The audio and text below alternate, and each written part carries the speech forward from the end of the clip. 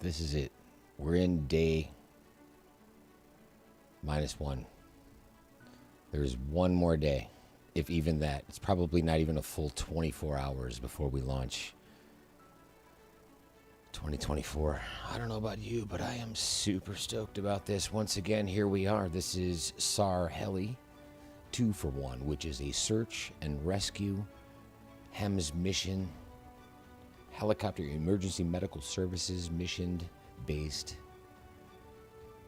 YouTube channel, and we are here to discover what we want to do in 2024 when it comes to HEMS missions, because I personally really enjoy what it is like to fly around in a helicopter and get down and dirty in the dirt and land anywhere on the planet and do a little bit of good, you know. Bang, we're going to help some people. Let's do this. Here we are. It is nighttime and we are at a new airport. I am throwing this out there as a surprise. This is LOWK. We are in Germany and it is at night. Simply because what I want to show you about this aircraft is its capability to see in the dark. So what we've got right here is an SVS system that's going to show you the topography in front of you in a VR sort of way, right? So what we can do is fly at night and still see the terrain around us. Obviously, we can still use our searchlight and get a good idea of what the terrain is, but using this, what we can do is actually see the terrain that's coming, so we know if we're flying into an area with a lot of mountains and things like that in our way, it's not going to be a problem. We're still going to be able to see those and navigate things if our HTOS systems goes down or just doesn't work, because right now what I'm seeing is this HTOS comes on and we do not see that data that shows us where that high terrain is versus low terrain, which is normally depicted in red versus green. Red being too close, green being okay to fly on. And even if we zoom in on this map, it's not working. So with this system, what we can do is fly using this SV. See, we can switch it right here on the right-hand screen. Let's see if I can zoom in a little closer here. I've got the SVS, and what happens is when I press that, we get this 3D, almost VR look out of it. So even at this view, what I can do is take off, because I can see all of my telemetry of the aircraft. It's gonna bounce a little bit, but I've got a great idea of what that airport looks like in front of me. I can see the taxiway, the whole 9 yards. It's still visible this close to seeing nothing outside, right? Everything you can see out the very far right side of this monitor right now is kind of pitch black darkness. There's not a lot going on, but we can still follow the taxiway out to the airport for departure if you want to do that. Let's go ahead and start up a HEMS mission at night. And then we'll show you a little bit more about this area once, we recover the patient and get closer to the hospital. We'll show you what that looks like. But I want to show you the capabilities of this feature in the H145 by Hype Performance Group, because I'm not sure that this is going to be available in their new, I think it's the H225 by Airbus. I don't know if this system is available in that aircraft or not. And I think this is a vital part of being a efficient HEMS pilot at night, because I can see that I am still over the runway. My heading is a little bit shy of east, right? I'm like in a ILS format, but being able to see that I'm drifting off of the runway right now to the left, I can make that correction. I can still see in the dark without even looking outside of the aircraft. I can completely fly this, but I don't know if that is going to be an option with the new Airbus H225 that they're going to have natively in specific versions of the new Flight Sim 2024, which is, by the way, due to release in like 24 hours or less. What really kind of hurts about this is I'm going to be at work, I think, when this launches. So I won't be able to stream live as it launches, which is a little bit disappointing, but at the same time, okay, I get it. You know, we all have to earn a living. This channel's not monetized. And either way, I don't care how long my day of work is, I am going to come home and download, and I'm going to try to stream the entire process if I can. I'm not sure if I will, you know, proprietary information on my own computer that I have to be aware of that, you know, yeah, either way, we'll see what happens. So here we are at night, HEMS mission. Let's get this back on track. So we're going to do a mountain rescue. We'll try to do it a little close. Now, mind you, I'm still flying, right? I'm flying along at about 90 knots, about 800 feet AGL, in the dark. Haven't even looked outside of the aircraft yet, and we're going to do something relatively close right now just to keep this simple. I'm going to accept that dispatch relatively blindly, just like so, and we're going to be off. Now, from where I sit, I can see the silhouettes of the mountains in the distance, just looking outside of the windshield. Barely. They're barely visible, but in this, it's clear as day. So when you start to configure this, I'm flying to the accident scene. I need to get all of this data into my brain. Right? I have these mountains in front of me. I can see them very clearly. How far away I am from them is a little bit something to be assessed as you go. It's something that you'll have to kind of use a little bit of a learning curve with, but I think it's really important to know that the H225 has this ability to see in the dark. And I'm not sure if the the H225 by Airbus has this same ability. I'm assuming it might. I will not say definitively whether or not it will, because we haven't seen any real flight recordings of HEMS missions using that aircraft in 2020 or 2024, pre-release videos or anything like that. You know, this is all just kind of brand new, but I think that this feature in an H145 really does help to determine what kind of aircraft I would like to stay in natively when it comes to these missions within 2024. So I thought this would be kind of important to touch on tonight, and here we are, right, flying over the airport again. It seems like I am getting relatively close, maybe about halfway to my accident scene. Let's fly from the normal version that I like to. Let's throw some music on and let's hit it up. You know, I'm actually going to admit that last night's stream's music was way overdone, so I'm going to try to do a much better job at regulating the audio in this stream. Let's see how I do.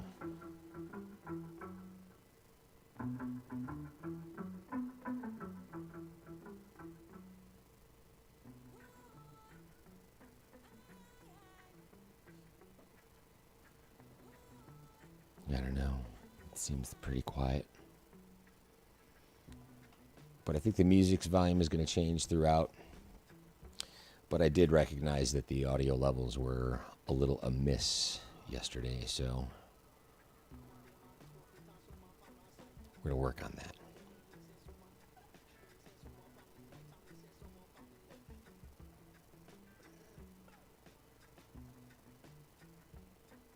Not too far to go.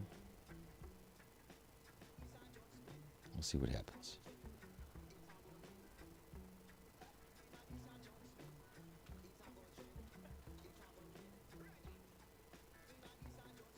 I think I might want to turn on the search light already. I'm relatively close to these guys. Let's go ahead and put the high intensity search light on. We will widen it. And for now, we're going to keep it bright. So I've got this area of what looks to be woods in front of me, where there's no house lights, street lights, or anything like that. And that is depicted on the map as well. So I have a feeling we're going to be plucking these people out of the woods.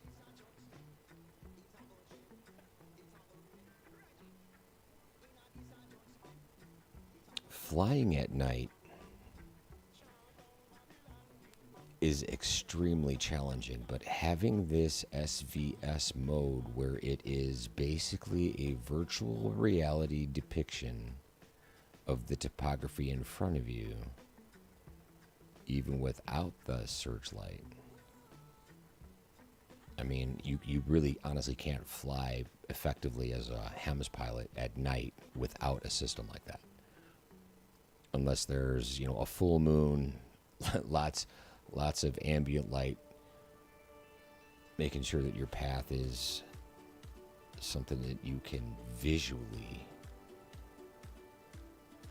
track and maintain safely. You're not going to do it. So having that SVS system in the H145, I think, is essential. All right, here we go, floating again. I'm trying to do too many things, so I'm going to take this menu out. I am going to zoom the center display in to kind of get a better idea of where my aircraft is in relation to my survivor.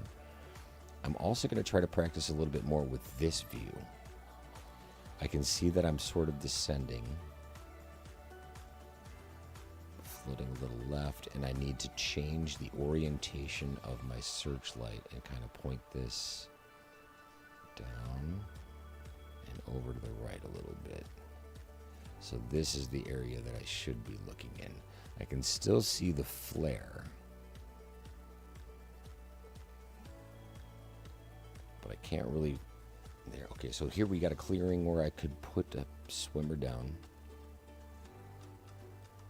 All right, in that little clearing. So let's see if I can't get my bearings right on this.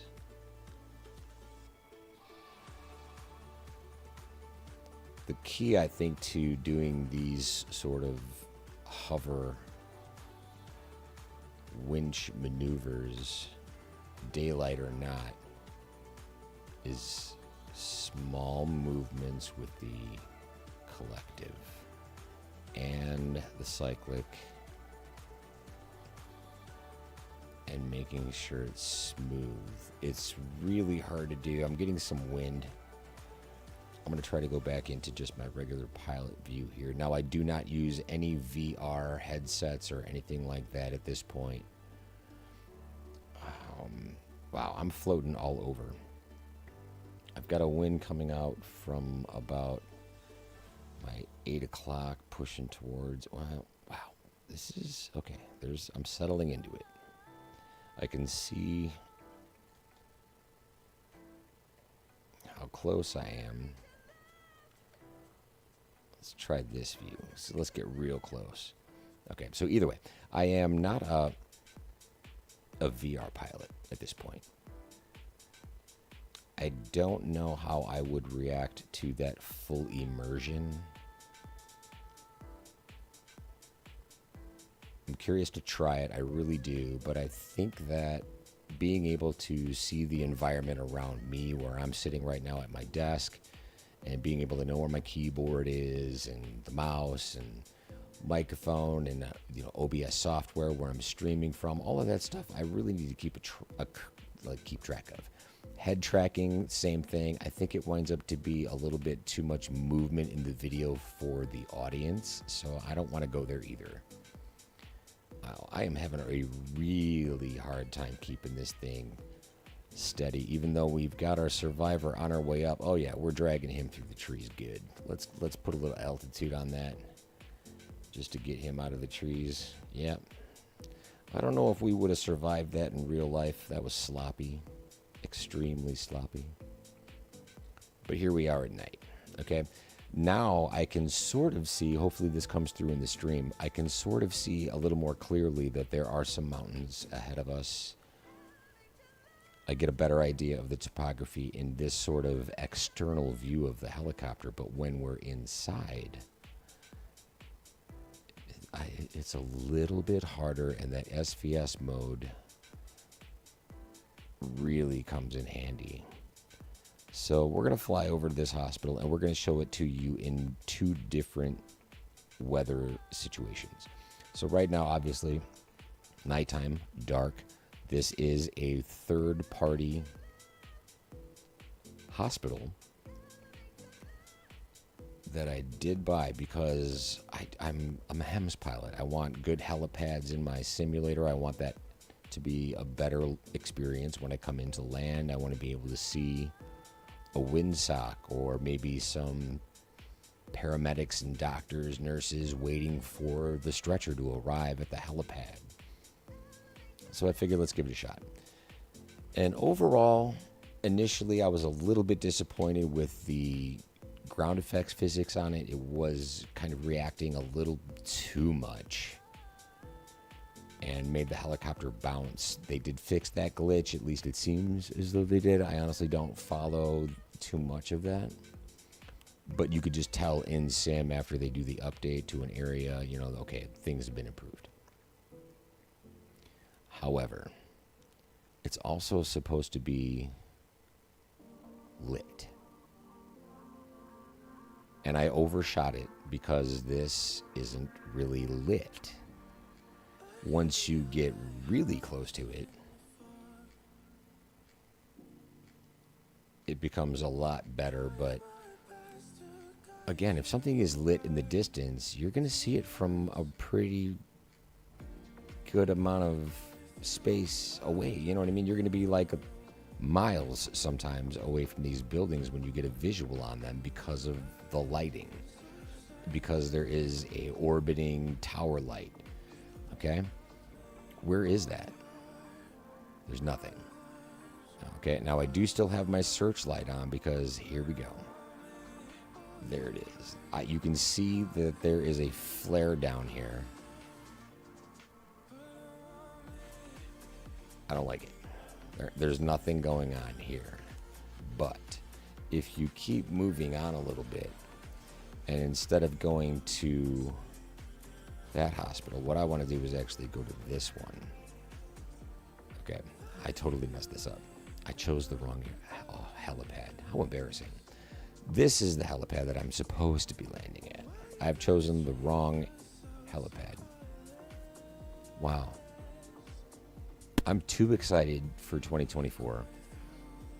All the way to the point where I can't remember where the best hospital in this specific area is located. But either way, I'll make it there. It's just going to take a little bit of a detour, apparently. So the big white building over here on the right is a stadium.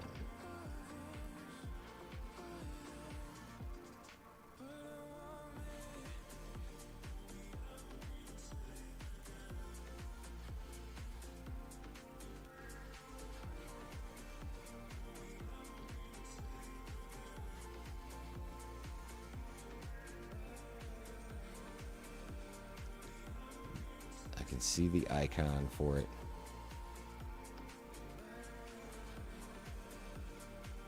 It's coming around.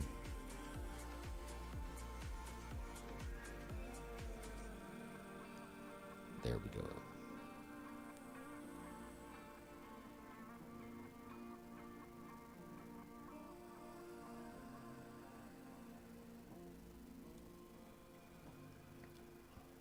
So the only way I know it's in front of me is because of the map.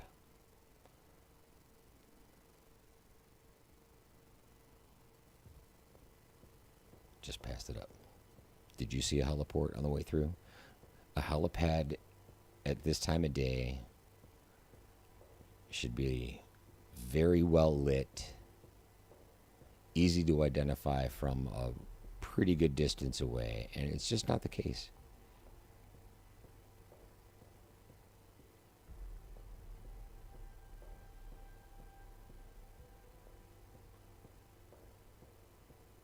I can barely see it Okay, so you see that little blue dot right over my flip out iPad?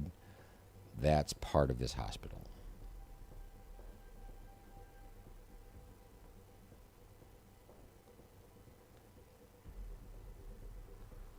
Let's see what happens as I approach this.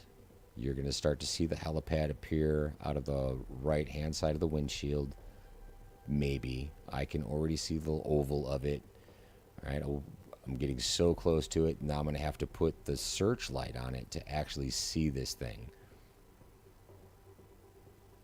And they boasted that this was, well lit. Sure, there's, people walking around outside, and it's a little bit brighter in the common areas outside of the hospital.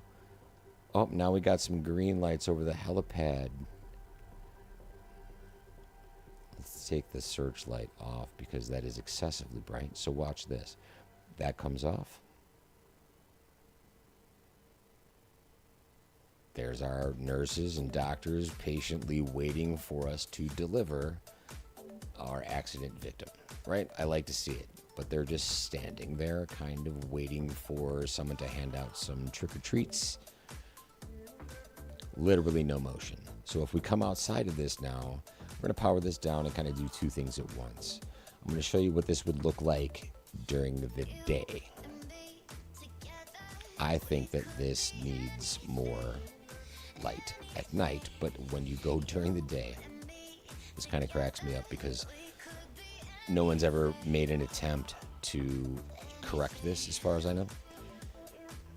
Watch this. If I scooch over here, look at the road.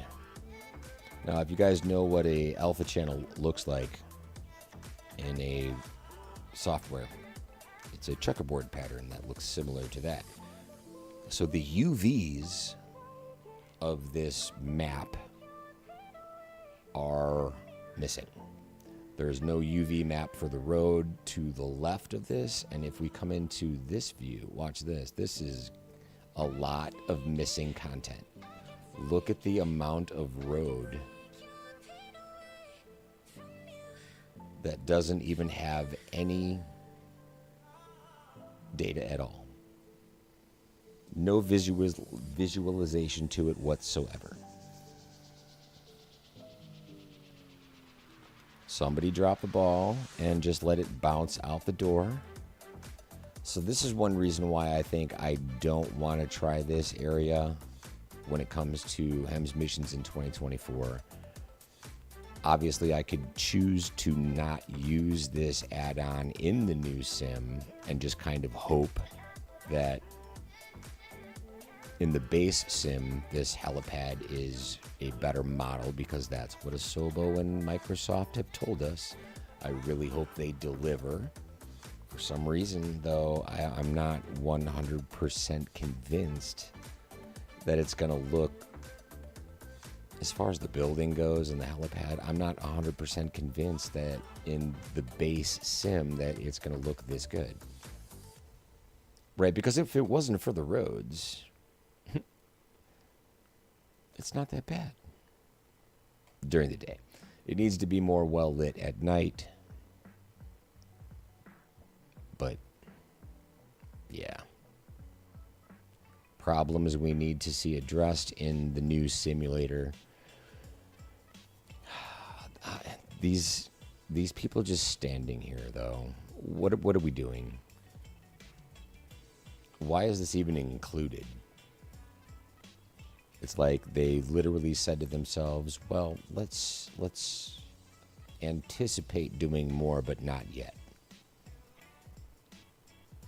I don't know how to describe it. It's a little bit frustrating. I get it. Let's call it the immersion from your imagination. However, you've seen some of these videos from the pre-launch of 2024 where the flight mechanic is leaning out the door looking down, and you can see the rescue swimmer waving his arms in the air to try to keep himself from spinning. I mean, that's a lot more effort than we're seeing in this version. So I can definitely say with a lot of confidence that we're looking forward to a lot of improvements in the base sim. But this is all going to have to be done in career mode. I mean, technically, I'm in a career mode right now because I'm outside of Microsoft's base simulator, doing these missions with a third-party plugin. You know, if I don't have this aircraft, I don't have the ability to do HEMS.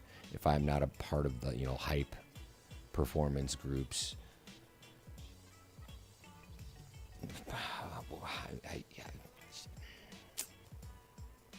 I like being able to do it randomly at any point and not in a career mode, right? Because today maybe I do want to fly in Germany, but tomorrow let's go back over to Reunion Island and check it out, and then let's go to Chicago after that, then let's go to LA, then let's go down to Florida, let's go up to Canada a little bit and check out Banff. Do I have to be stuck in a specific location?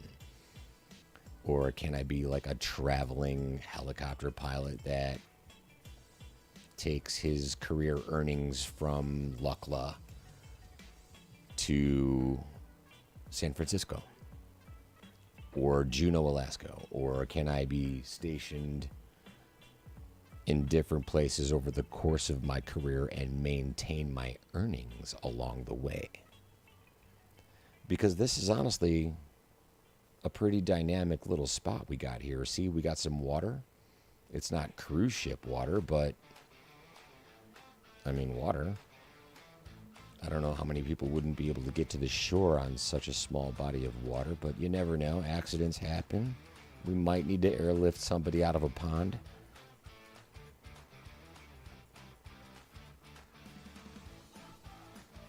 I can't wait to see the difference, though, because it is a dynamic area again.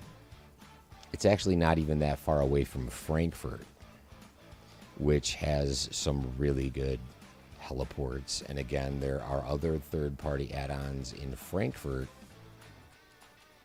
which is, I mean, it's not too close, but it's close enough to be able to, have a good flight from here or there and not consider it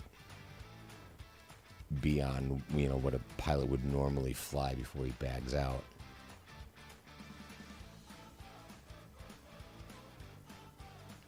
But I don't know, man. There's something about that Reunion Island that really has me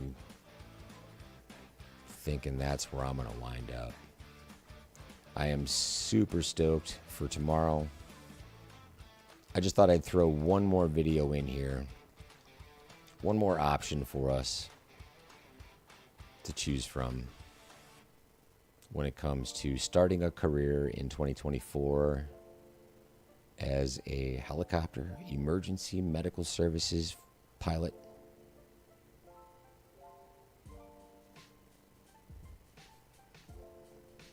Austria. Is that what that says? Are we in Austria? Austrian.com. I thought this was Germany.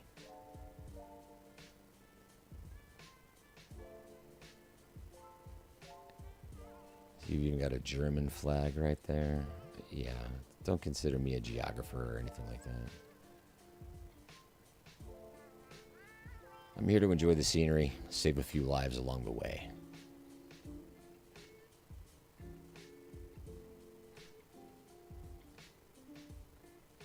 I love the hand flying. We get into that ground effect, it gets a little bit squirrely. And I'm also looking forward to comparing that between 2020 and 2024. And we are probably about 24 hours away from that happening. I hope you join me then.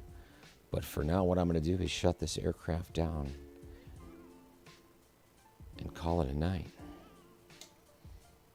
Let's see what we got. We're going to turn off our fuel pumps. We're going to turn off our pitot tubes. We're going to turn off the LAVCS system a little bit later on after these props rotors start to spool down a little bit more.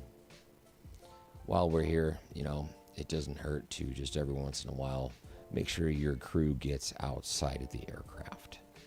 and just does a little walk around. It's important to make sure that your aircraft is up to speed. So this is what it looks like in 2020 when the crew gets out to inspect their aircraft. I know this is impressive because they're so smooth.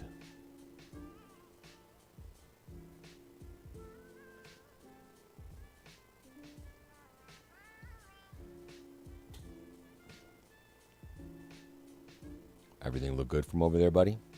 Good. Okay, moving on. Let's check it out from this side. A little closer. There we go, right here. I don't know. I think it looks okay.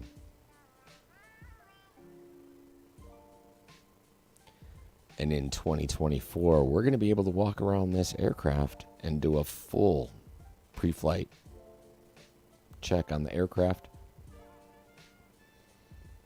Removing flags, engine covers, some tie downs on the blades maybe. We'll see what happens. I can't wait. Am I the only one? I can't be the only one.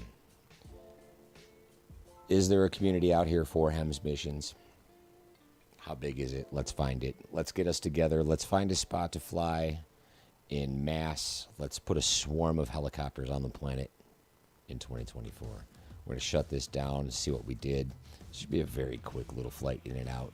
Oh, not too bad. Only about 21 minutes or so. And again, here we go. Takeoffs and landings have scored a 0 day, 0 night for both, even though we clearly did take off somewhere and land somewhere. We don't want to track that. We just want to track, how much time we actually spent in the air. 21 minutes, 20 seconds. Either way, ladies and gentlemen, thanks for joining us. We will see you in the next one, and that will be Microsoft Flight Simulator 2024.